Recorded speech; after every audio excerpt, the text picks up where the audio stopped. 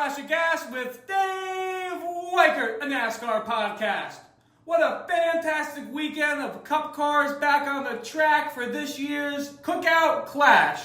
For the fourth year in a row, the Clash will be held on a quarter-mile track. But for the first time since 1971, the NASCAR Cup Series will be back on the famed asphalt of Bowman Gray Stadium in Winston-Salem, North Carolina.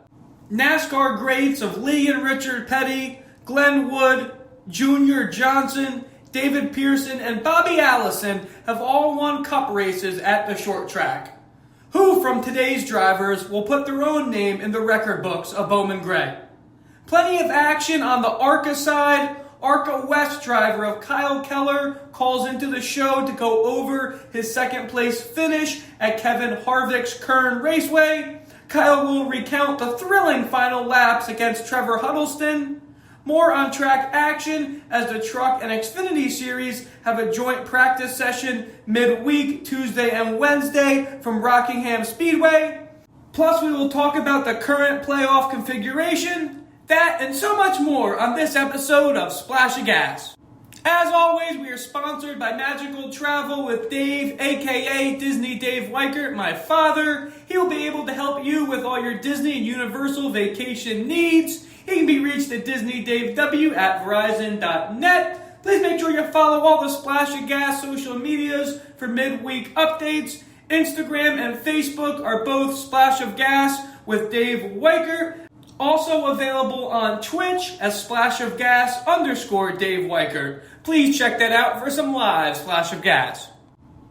Before we get into all the Clash recap, wanted to touch upon more breakdown from the ARCA West race from Kevin Harvick's Kern Raceway. Last episode we talked about the exciting finish between Kyle Keller and Trevor Huddleston. Huddleston and Keller would race each other hard but clean. Was lucky enough to have Kyle Keller call into the show during the week to go over the race. The driver from Las Vegas, Nevada is going into his third full-time ARCA West season. He joins Jan's racing team in the 71 for the 2025 season after racing for Canale Keller Motorsports in 2024. Here's what Kyle had to say. Hey Kyle, Dave Weichert with the Splash of Gas podcast. Jump right into it. I know you would have liked to have been in Victory Lane on Saturday in Kern, but what a show you and Trevor Huddleston put on the last 5 laps of that race. Congratulations on the second place finish. How would you say the day went? I mean, it went pretty good, right? We were, Kern, we haven't had halfway breaks at all, or we've had halfway breaks at lap 75. Yeah. And this time we didn't have a halfway break, so when we initially took the green flag, we knew we needed to save, and everybody was, already, second off pace and where we were running in qualifying. So I think we saved enough, and we tried to save fuel, make sure we had all that till the end. And when the last caution came out with about 50 to go, I knew it was time to go. Still saved a little bit till about 10 to go, 15 to go, and I started trying to run them down, and we slowly started getting them inch by inch, and we got to the white flag, and there was just a lap car there on the bottom, and there was nothing we could do. So I tried to force the 3 wide, and we almost got him there, but got a little loose off of 4. But I still wouldn't say it was a bad weekend. Still finished second on the podium. Still good points day for the first race, and we'll move on to Phoenix. For sure. Definitely something you can build on. That was one thing when they mentioned that it was only going to be like a 6-tire race. You guys wouldn't have an extra set. That was one thing I was kind of scratching my head about as well. So definitely, as we saw early with you were saving, but in the end that paid off. Oh yeah, definitely. You do got to save, and Kern is a known track for blown right fronts, and I don't know how many laps I would have probably had left. I would say probably about 15, 20 laps left until my right front would have been completely gone. So I think we played our cards right. We had a good setup. My crew gave me a good setup for me in the car, and it just came down to what the game plan would have been there, and what I could have changed differently to come to the checkered flag. I could have went in there and wrecked them, but there's no point in doing that. Especially first race, we got 11 races after that. Yep. It's I'm going for the longevity of the season, going for the championship. So if I can miss one win to win the championship, I'd rather do that than wreck somebody and lose a friend off the track. That shows a lot of smarts for a young driver like yourself. I mean, going for the win. I mean, anyone can do anything, right? But just like you said in the post race interview, that was just really some great racing you and Trevor had there. Yeah, definitely. We grew up racing against each other for a while, and we've never raced dirty. We've always ran door by door. We made contact a little bit, right? But that's just racing. Yeah. But coming to the end of the race, like I said, I could have easily went in there, dumped him, or hit him way up the racetrack. But that would just make a bad name for myself. And now that he should have the respect for me that I race him clean like that. So I'm hoping maybe throughout the season, if we're in that predicament again, I should see the same for him. But I think I will. He's a clean racer and a good racer, so I'm just excited for this year and put on a show for all the fans. 10-4. Yeah, always comes around sometimes, right? Moving on, you joined Jan Racing in the 71 full-time this year after racing for Kyle Keller last year. Seems like you guys are already clicking, have a lot of momentum, just like you said, going into Phoenix. What are you going to do until then to prepare? So I don't just show up and drive. I go to the shops, once or twice a week before the races. So we kind of had a game plan started from the get-go of the 25 season, but just going there and prepping the cars, getting them ready, just hanging with the team, because you can't just not know them, you know what I mean? So, of course. Just super excited to be with this family, and they're just super great people, and I'm excited to see what this year comes out to be. But before Phoenix, just go to the shop, get them clean, get them prepped, and just hopefully make the setup even better than it was. So there's always better you can do to the cars, and I think we'll be good for Phoenix. Okay, all right, cool, awesome. Really appreciate that. Thank you so much for calling in, and really best of luck for the rest of the season, all right? Thank you for having me. Awesome, thanks, Kyle.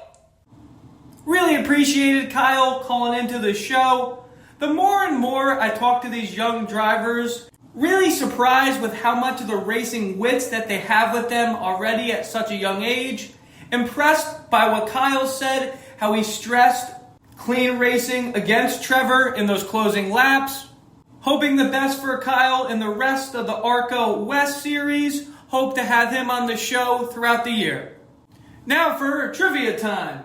This week's question is, with NASCAR Cup Series going back to Bowman Gray for the first time since 1971, this episode's question is a two-parter. Bowman Gray first hosted the NASCAR Cup Series for 2 races during the 1958 season, a 150-lap event in May and a 200-lap event in August. Who won those races and how are they connected? Answer coming at the end. Xfinity and Truck Series would host a joint practice from Rockingham Speedway. It was announced that after a 13-year hiatus that the NASCAR Truck and Xfinity Series would be returning to Rockingham Speedway for an April race. This past Tuesday and Wednesday, both series would hit the track for the first time of the year in Rockingham for a preseason practice. Biggest storyline going into the test was that one of the drivers testing would be 18-time Cup Series winner and one of NASCAR's 75 greatest drivers, Kasey Kahne, would be back in the NASCAR scene, this time racing for Richard Childress Racing in the Xfinity seat for the April 19th race at Rockingham. Kahne stopped racing the Cup Series in 2018, citing health concerns amid the demands of the NASCAR schedule. He returned to sprint car competition soon after his stock car retirement and is racing full-time this year on the high-limit racing circuit. Exciting to see Kasey back in a stock car. Can't wait for that race in April. Now we'll go over the results from practice. We'll mainly focus on the results from Tuesday, as just like the ARCA testing, most of the drivers were out there for the first day. Here are the results from the trucks. First, in practice, Ty Majeski, followed by Caden Honeycutt, Lane Riggs, Chandler Smith, Jake Garcia, Matt Mills, Corey Heim, Raja Caruth, Gio Ruggiero, and Ben Rhodes in 10th. Let's break this down. First, at over 166 miles an hour, right where he left off last year's reigning Truck Series champ, Ty Majeski. No surprise there. Second, I mentioned this kid's name in the Snowball Derby. He won it. And in the Rookie Roundup, as well in our Truck Series preview. Remember, Caden Honeycutt. Raced a part-time schedule last year with Nice. Had a couple top 5 finishes. He's back in that same Nice 45 truck full-time this year. Expect big things from Caden. Right behind Honeycutt, no surprise, you got the 2 Front Row Motorsports trucks. They go from a 1-truck team to a 2-truck team to bring on Chandler Smith. We know Lane Riggs won 2 races as a non-playoff driver in the playoffs last year. They add Chandler Smith. We know what Chandler did in the Truck Series a couple years ago with Kyle Busch Motorsports. Think that 2-driver combination is going to bring a lot of success for Front Row. Then you got Jake Garcia in the 5th spot, Thor Sport Racing, same team as Majeski. Matt Mills, another Nice truck. You see 2 Nice Motorsports trucks in the top 10. Impressive. Solid speed from them. Corey Heim is the top Toyota, coming in at the 7th position. Corey had the most wins last year, and in all honesty, is a championship favorite yet again. Was expecting Heim to crack the top 5, but it's still preseason practice. Moving along, the trucks from 11th to 20th were Tanner Gray, Sammy Smith, Luke Fenhouse, Corey Day, Jack Wood, Connor Mozak, Stuart Friesen, Matt Crafton, Dawson Sutton, and 20th, Daniel Hemrick. The biggest breakdown from that is Daniel Hemrick being in 20th. The McAnally Hilgeman Racing Equipment, that 19 truck, the last several seasons with Christian Eckes at the wheel, has been a championship contender. Hemrick is fresh off a Cup Series season from Colleague Racing. Daniel was in McAnally Hilgeman Equipment in their 19 entry in the ARCA West race at Kern. He won the pole, but fell off when the race started. I know it's a preseason practice and he's new to this team, but truly expected that 19 of Hemrick to be a little bit higher on the practice charts. And if you look at the other McAnally teammates, Tyler Ankrum, who was a playoff driver last year, was 25th fastest in practice. We'll see if McAnally can tune things up come Daytona. The drivers filling out their rear, kind of expected to see those. The one notable name, Frankie Muniz, finishes the practice 29th fastest for Rayoum Brothers Racing. Moving along to the results from the Xfinity practice on Tuesday. And just like the trucks, drivers were running anywhere from, say, about 50 laps to upwards of 120 to 130 laps. The top 10 for Xfinity. And first, Corey Day, Ryan Sieg, Taylor Gray, Nick Sanchez. In the 5th spot, Connor Zilic, Jesse Love, Carson Cabol, Casey Kane, Sammy Smith, and in 10th, Dean Thompson. The guy at the top of the charts who's going to be in a part-time Xfinity schedule for Hendrick is Corey Day. He was 2 miles an hour faster than any other driver. We saw him in the January ARCA practice. He's definitely ready for the season. Wasn't surprised to see Ryan Sieg's name in the top 10, but to be second in practice, his family-owned team is roaring for the season after having several close finishes, trying to get the victory lane last year. We know Ryan had that photo finish with Sam Mayer in Texas. Really hope that Ryan can find victory lane for the first time. That team has seemed to hit their marks in Rockingham on Tuesday. Looking down at the rest of the top 10, you got the big name teams, Joe Gibbs Racing, Taylor Gray's in 3rd, Junior Motorsports with the Kid Wonder, Connor Zilic in 5th, Jesse Love, Richard Childress in 6th, another Junior Motorsports driver, Carson Cabol in 7th, Casey Kane, Richard Childress Racing, just talking about him, Sammy Smith, another junior motorsports car, in 9th. The one surprise of those drivers in the top 5, Nick Sanchez in the 4th spot for Big Machine Racing. Nick Sanchez, full-time Truck Series last 2 years, couple wins there. Parker Kligerman has been the driver the last several years with Big Machine Racing. In all honesty, that's a good car, but with Parker at the wheel, that's a borderline playoff team at best. By the practice results, Nick is already hitting the ground running with his new team in Big Machine Racing. We'll see what they can do come the start of the season. 11 and so on, Jeb Burton, Daniel Dye, Christian Eckes, Parker Retzlaff, 15th, Brendan Poole, Sam Mayer, Austin Hill, 18th, Justin Allgaier, 19th, William Sawalich, 20th, Harrison Burton. You have the Xfinity veteran in Jeb Burton in that 11th spot. He's been in Jordan Anderson Racing the last several seasons. Then you have the 2 rookies for Colleague Racing, Daniel Dye, Christian Eckes. Shout out to Alpha Prime. They go from a 1-car team to a 2-car team last year. You see both of their drivers, Parker Retzlaff and Brendan Poole, rounding out the top 15. Then you got Haas Factory Team with Sam Mayer. Expected a little bit out of Mayer, who has been a championship contender with Junior Motorsports the last couple seasons. You see last year's champ, Justin Allgaier, in 18th, really not putting that much into it. Yes, you can say Ty Majeski, Truck Series champion, was top of his practice. Allgaier is such an experienced driver. He's probably just trying to check off a few things and hit the ground running for Daytona. 2 drivers I was a little bit surprised to see at the bottom of the leaderboard, and that was the 11 Colleague Racing for Josh Williams, comes in at 27th overall. And then all the way at the bottom, 33rd, Anthony Alfredo. He's in his first season with Young's Motorsports as they switch from a truck team mainly to the Xfinity Series. They for sure will have growing pains. We'll see if Fast Pasta can turn that around.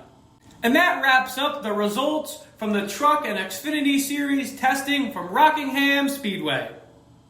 Moving right along to discussions with Dave. This episode's topic, NASCAR to keep current playoff format for 2025.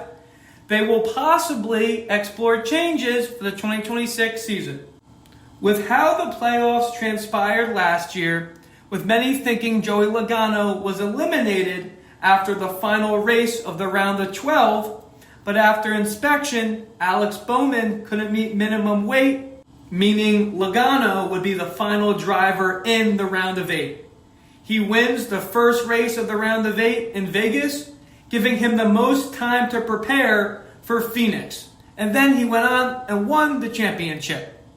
That upset many fans, drivers, and even owners.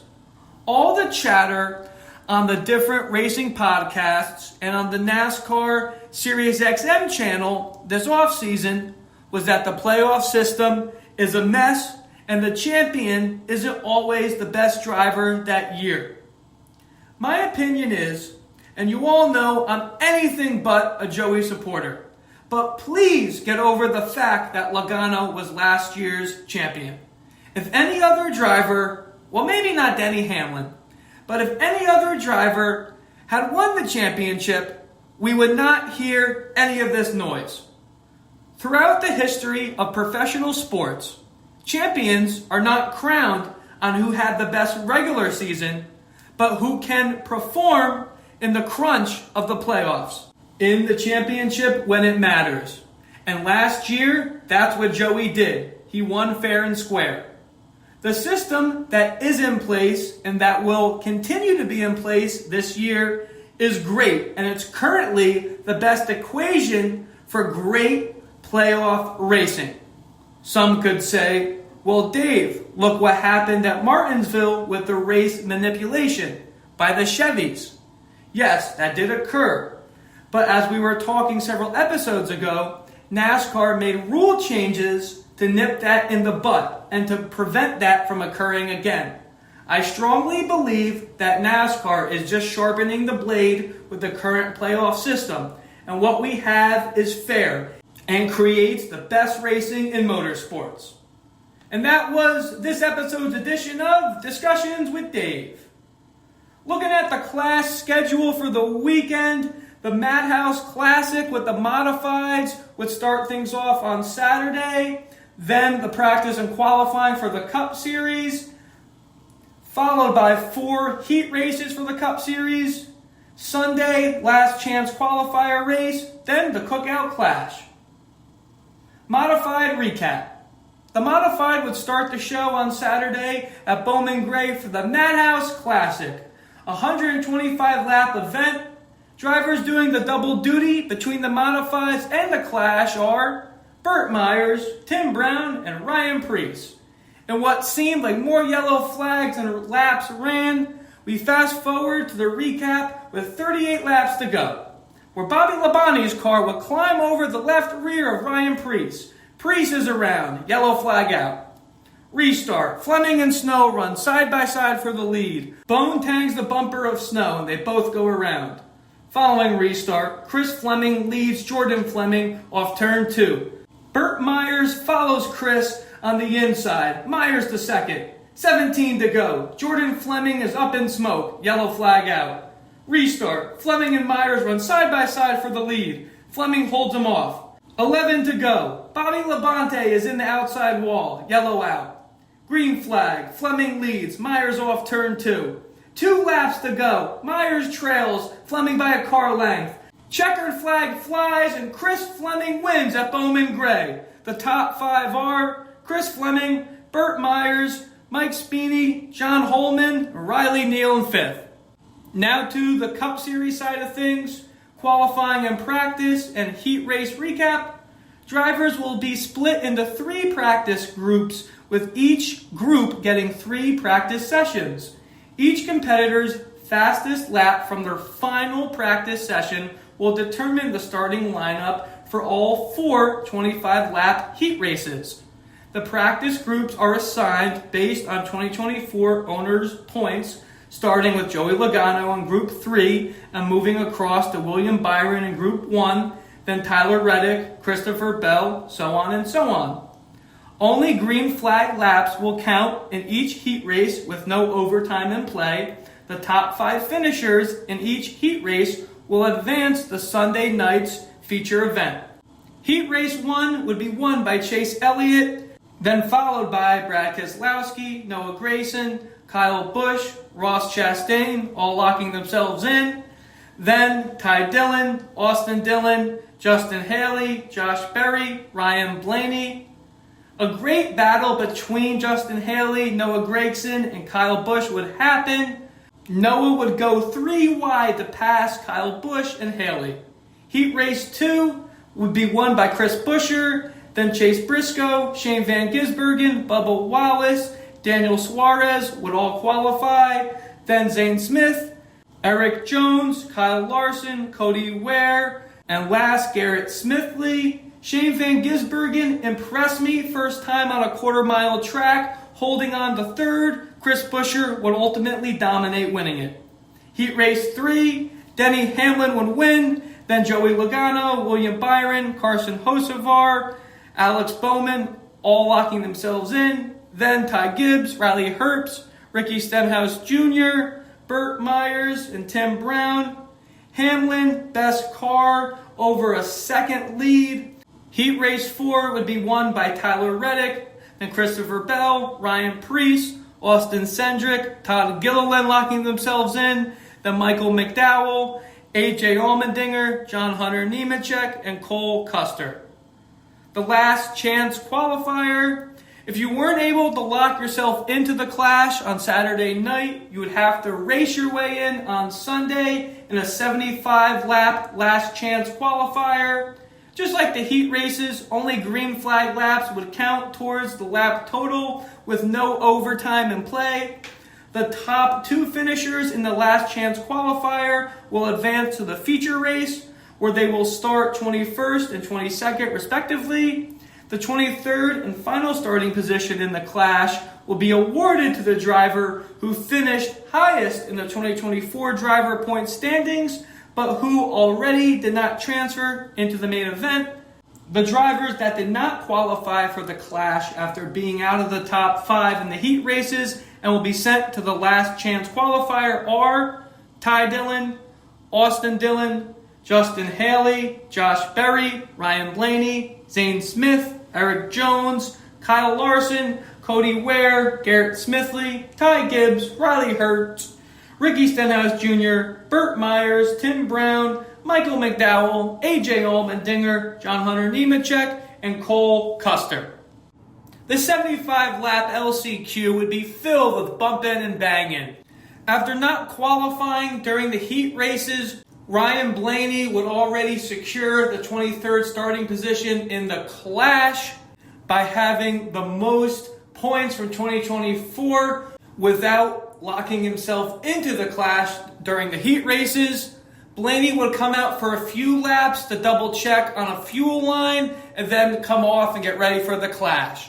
In the end, Kyle Larson would pass about half the field to get to the front. He would go on to win the last chance qualifying race. Josh Berry would finish in second to secure the 22nd and final spot in the clash. Berry, interviewed after the LCQ, said he used up a lot of his car just to get into the clash. We'll see how Berry would bode in the main event. Now for the clash recap. Sunday night's 200-lap feature starting lineup would be set by the results of the heat races. Heat 1's winner, Chase Elliott, would start on the pole for the main event, while Heat Race 2's winner, Chris Buescher, would start on the outside of row 1. The winners of the 3rd and 4th heat race would make up the 2nd row. A time break, not a halftime show, would be observed at the race's halfway point at lap 100. Just like the preliminary events, only green flag laps will count, and the event must finish under a green flag. Chase Elliott would lead the field to green and clear Chris Buescher on the exit of turn 2.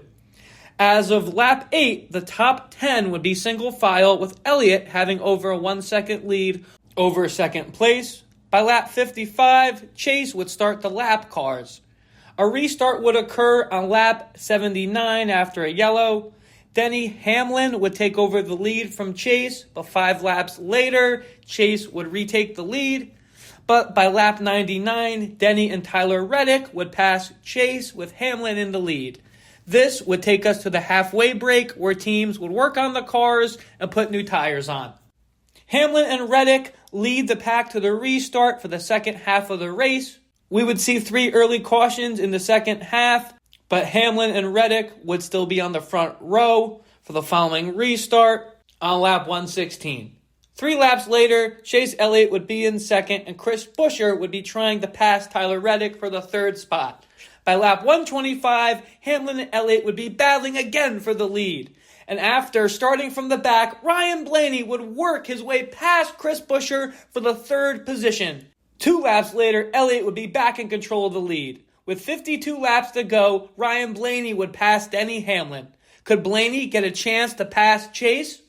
After struggling with lap traffic, Blaney would get several car lengths of Chase. But at that point, Ryan had used too much of his car up. Chase Elliott will go on to win the clash at Bowman Gray by over a second.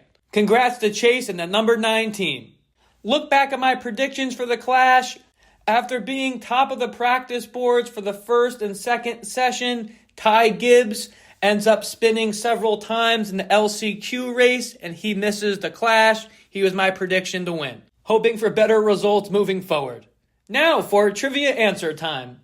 This episode's question is, with NASCAR Cup Series going back to Bowman Gray for the first time since 1971, the question is a 2-parter. Bowman Gray first hosted the NASCAR Cup Series for 2 races during the 1958 season, a 150-lap event in May and a 200-lap event in August. Who won those races and how are they connected? Answers: Bob Wellborn would win the spring race driving a Chevy for Julian Petty. Julian Petty was the older brother to Lee Petty and uncle to Richard. the driver who would win the second race at Bowman Gray in the summer would be Lee Petty driving an Oldsmobile. As always, we are sponsored by Magical Travel with Dave, aka Disney Dave Weichert, my father. He will be able to help you with all your Disney and Universal vacation needs. He can be reached at disneydavw@verizon.net. Please make sure you follow the Splash of Gas social medias for midweek updates. Instagram and Facebook are both Splash of Gas with Dave Weichert. We are now available on Twitch for some live Splash of Gas. Please check that out at _Dave Weichert. That wraps up this episode of Splash of Gas. Now we look forward to Daytona. Hope everyone has a great week. Splash of Gas out.